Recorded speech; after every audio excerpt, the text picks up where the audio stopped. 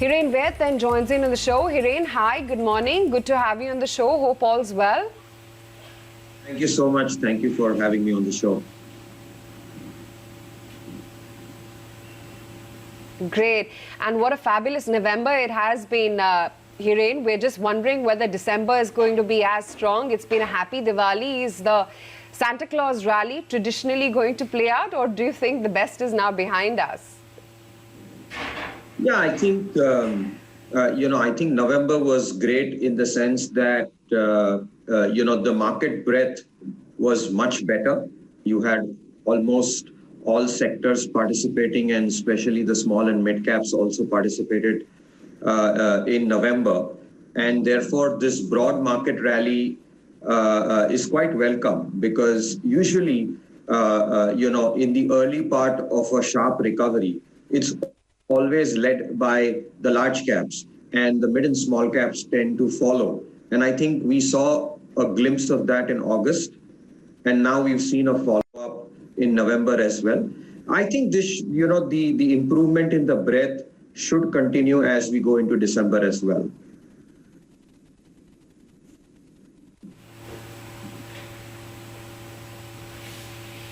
Sure. And that's why, Hiren, the big question now is, you've had a great run up. The Nifty and the Sensex have given you great returns from the March lows. Do you now need to tactically realign your portfolios and perhaps increase exposure into small and mid caps? Because that's where perhaps a higher beta can be caught on.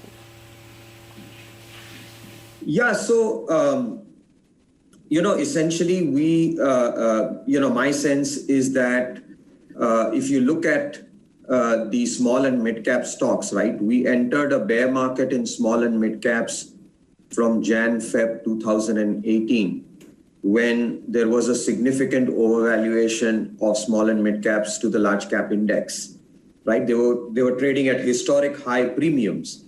And since then, we've seen a bear market in the broader markets and in the small and mid caps, which I think ended in June 2020 this year. And I think from July, August, we've seen a steady re-rating in the small and mid caps, which I think should accelerate into the next year. So I think we've seen a 2.5-year bear market in small and mid caps. And I think we are beginning to see that the small and mid caps should start to outperform from here onwards. Typically, in my experience, there are 3 conditions which are important for small and mid caps to do well. One is that their relative valuations compared to large caps has to be at a reasonable discount, or it can't be at a significant premium, which is true now. Secondly, you need enough loose monetary policy conditions, loose liquidity conditions, because that's when the smaller companies tend to do well. And the third is we need to see a recovery in economic activity, an acceleration in economic activity. I think we have pretty much all the 3 conditions in place today for a steady improvement in the breadth, and we will see a small and mid cap rally. Having said that, I must also caution that even within the small and mid cap space, you will see a lot of consolidation. And that, in my opinion, money will only flow to the best run small and mid cap companies. So one has to be very careful when we tend to generalize this, that I think that even though small and mid caps will do well, I think we need to be very mindful of balance sheet quality, of governance and scale within that space.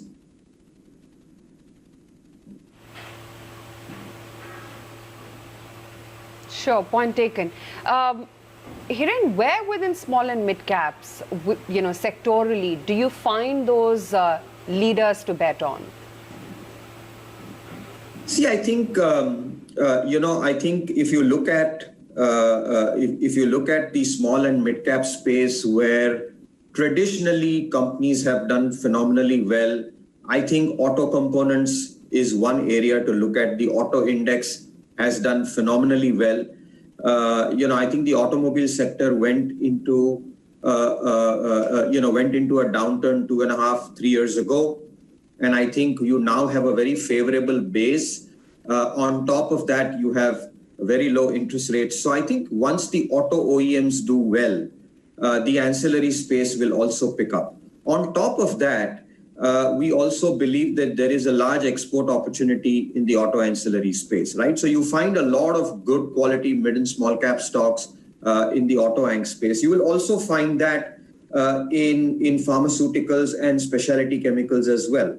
So I think that, it's not difficult to find, it's not difficult to find the small and mid cap in agrochemicals, in specialty chemicals, in auto components, in pharmaceuticals, even in IT, you have very well-run small and mid-cap stocks, right? So the breadth is very, very important. I think one area where I would be very circumspect to bet on small and mid-caps is in financials. There, I would stick to the leaders. I would stick to the larger balance sheet companies. And outside of that, I think largely in manufacturing and in some of the export-oriented sectors is where you should hunt for good quality small and mid caps.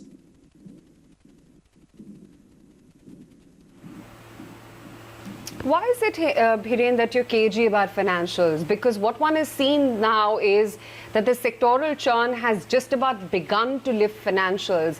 What started off only with the gold financiers is now running itself into some of the PSU banks as well. Some of the HFCs as well sporadically have been doing well. Why is it that you're so cagey about them, though? No, I'm not cagey about the financial sector as a whole. All I said was that do not extend the bullishness in small and mid caps to the financial sector. I said in the financial sector, I would prefer to play the larger cap companies because I think that balance sheet strength and their ability to manage shocks, induced by the COVID crisis is far better, than a smaller balance sheet. Yes, some of these smaller banks and PSUs were so beaten down that they could see a run-up, but I don't think that they could be structural plays. In the financial services space, I would still bet on the large caps. Yes, you're absolutely right. You mentioned about the housing finance companies, and we are quite bullish on housing finance. In fact, we have taken a bet on HDFC Limited. But there also, I think that it is best to focus on the bigger players because there is going to be consolidation in the financial services industry also.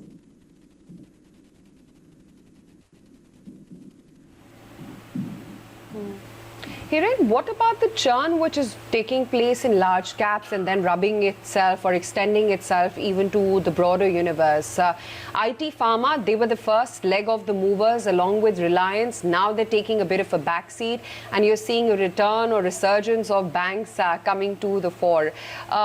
Do you sense right now this consolidation in IT Pharma and Reliance is to be bought? Or do you sense that the best is already behind us, at least for the near term? No, I think you're absolutely right. Typically that's how markets work, right? And we've been seeing a sector rotation happening.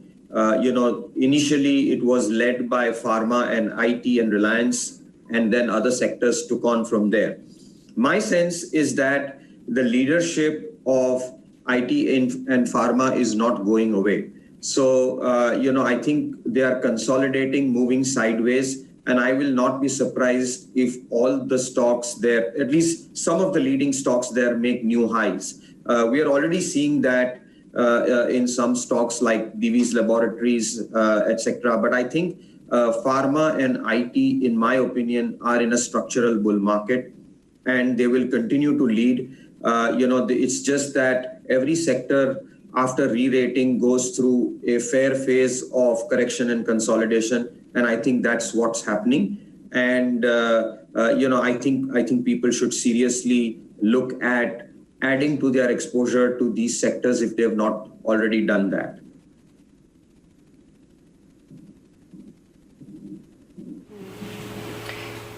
Hiren, in the post-COVID world, our dependence on healthcare, pharma, healthcare tech is only going to increase, as one has already seen play out. Is it time to perhaps dig deeper within the pharma universe and extend itself to perhaps, vaccine logistic companies, for instance, without getting into individual names, which I can talk about, Linde India, for instance, wherein the vaccine cold chain is going to be perhaps the next big play. Is it now then time to broaden your horizon and look beyond the pure play pharma names? Yeah, I think the beauty is that in the pharma and healthcare there are several sub-segments that you can play at. I'm not sure. I've not looked at the specific logistics play with respect to vaccines, but I'm sure that they will do very well over the next 12, 18, 24 months as we try to inoculate the entire country. But I think that there are a lot of sub-segments. There are domestic focused players, there are exporters, there are API players, and there are hospitals and diagnostic companies, right? So I think the entire value chain, in my opinion, should do reasonably well. It probably pays to especially, as I said, we have a good track record of small and mid caps in healthcare and IT also doing well, which may not necessarily be the case in every sector. So yes, it makes sense to dig down deeper and find individual opportunities beyond the top leaders there.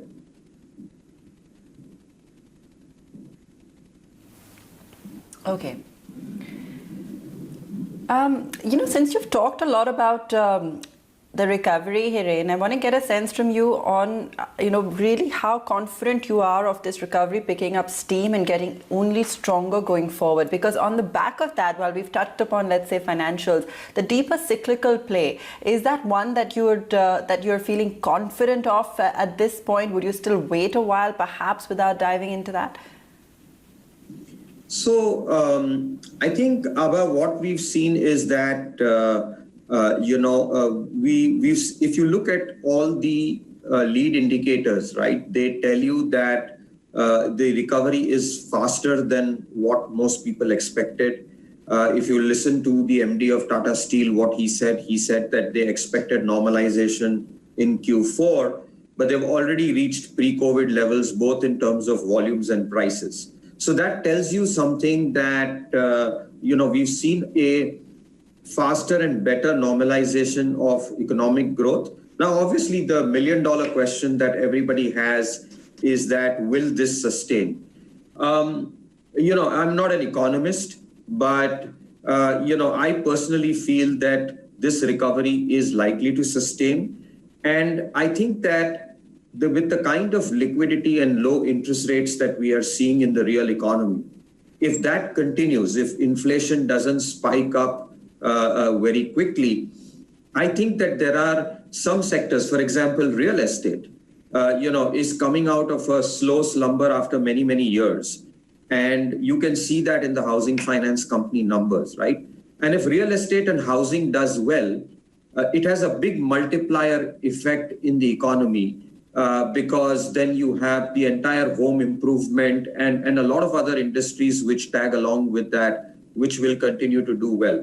So I think as long as we continue to see reasonably loose monetary policy and liquidity and low interest rates, I think this should enable us to come out of this crisis reasonably well.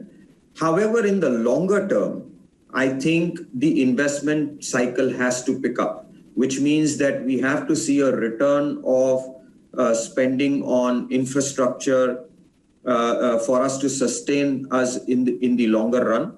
And I think that's where, the focus should be. So I think we should wait and watch, in my opinion, at least from what I've heard, several people from the government, talking about, whether it's the expenditure secretary or the chief economic advisor, they've all alluded to the fact that they will continue to spend and reform into the recovery. So I'm fairly confident that this recovery is not temporary and that we should see a sustainable growth. But I think that, in the long run, we have to see the private investment cycle come and kick back if we have to sustain this growth story. But, this is not in question, at least for the next 6 months, in my opinion.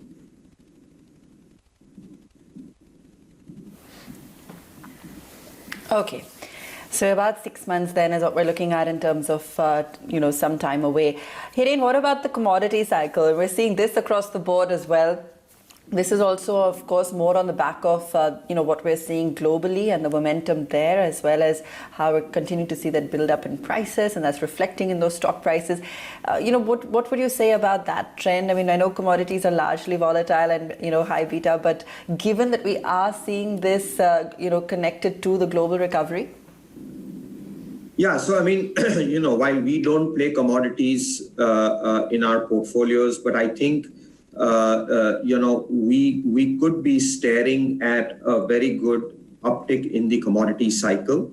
And that has to do with both a global recovery. I believe it is also to some extent a play on the weakening dollar. And I think that if there is a large fiscal stimulus in the US, as is being talked about in Jan-Feb, we are already beginning to see that impact on the dollar. The dollar is starting to weaken. And we've seen this correlation in the past that whenever the dollar weakens, commodity markets do very well, commodity prices do very well. And, I think that if the global recovery continues, if India's manufacturing recovery continues, then I think metals will definitely do very, very well. In fact, many of the metal stocks have done phenomenally well. As I said, we don't participate there. For us, the better way to play the commodity cycle is probably through some of the commodity exchanges, which have a far better business profile that suits our investment thesis. But I continue to be bullish on the metal sector. And I think that recovery is coming after a long period of time. And I think it could be quite sustainable this time as well.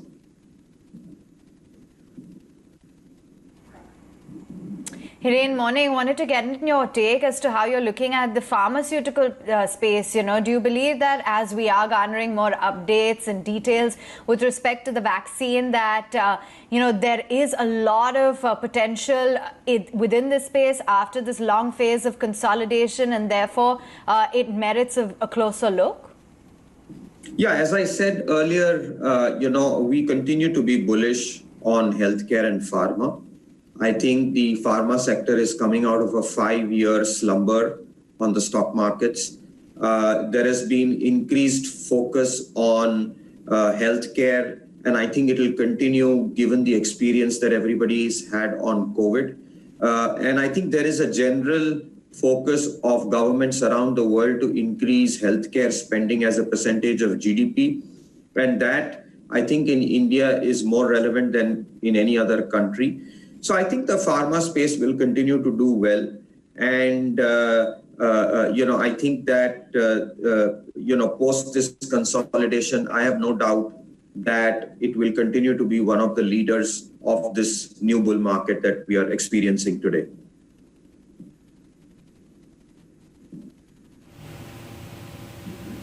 Sure. Hiren, is there merit in looking at the PSU story? Traditionally, not many investors have been comfortable with that, and it has been a delayed process for sure. But the government now seems to be again beginning to relook into the entire divestment process. And we've been getting feelers about an SCI, about BPCL in any case, which has been an impending issue. Yeah, I think, that unfortunately, we've seen many fits and starts when it comes to PSU reforms in this country. And therefore, some amount of skepticism is warranted. But having said that, I think it seems like that this time the government is very, very serious. For any significant re-rating in the PSU sector to happen, I think we need to see one or two divestments actually go through. I think if we are able to do two over the next 6 months, whether it is BPCL or Air India or SCI, a lot of these names have been talked about. In fact, BEML was talked about even since 2014. We've talked about Concor as well. So I'm saying whatever it may be, whatever those bunch of 5, 6, 7 PSUs that the government has decided to do, and I think in all honesty that they are quite serious about it. But I think for the entire PSU pack to be re-rated, I think we need to see execution on the ground. The moment you see two of them going through successfully, I think there would be a stronger case for a more durable restructuring of the PSU space. Otherwise, they tend to go up and then nothing happens, and then you see the values coming back down again. And at least there is a long enough history that people have where they haven't made any significant wealth in the PSU space. It's turned out to be more of a short to medium term trading opportunity. I hope with sustainable reforms we are able to convert that into a more structural opportunity. I think some of the recent steps that the government has taken in terms of buybacks, right, beginning to give more dividends at greater intervals. And if they are willing to follow that up with privatization, rather than every time the stock price goes up, you go and divest in the open market, which makes it very difficult for investors to make money. So I think if some of those policy issues are held right, I think that there is a potential for that whole space to get re-rated. But I think we need to see execution on the ground if we have to be more confident about betting on PSUs.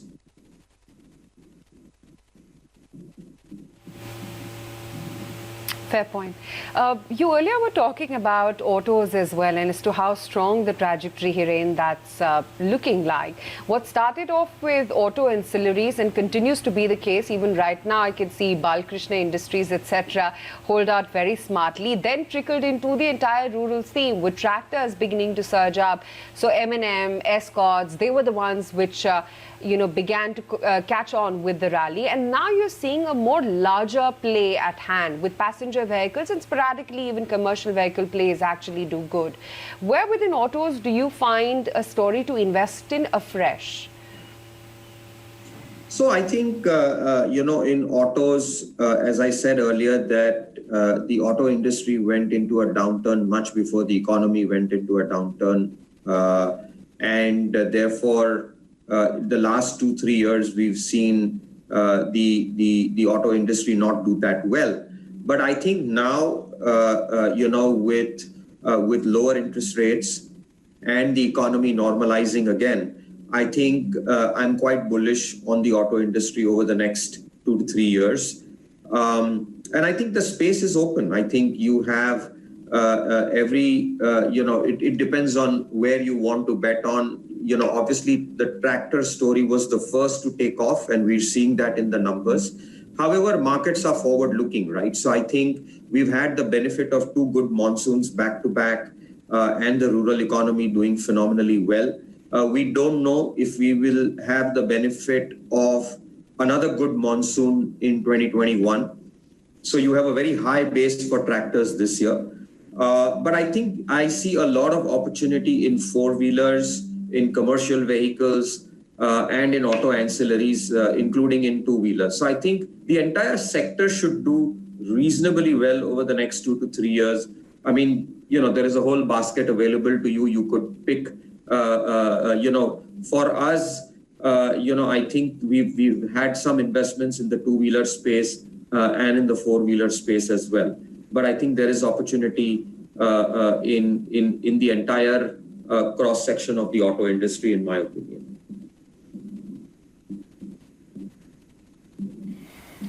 All right, Hiren, great chatting with you in detail as always. Thanks so much for joining us this morning, and good to get your commentary on the way forward as well. Thank you so much.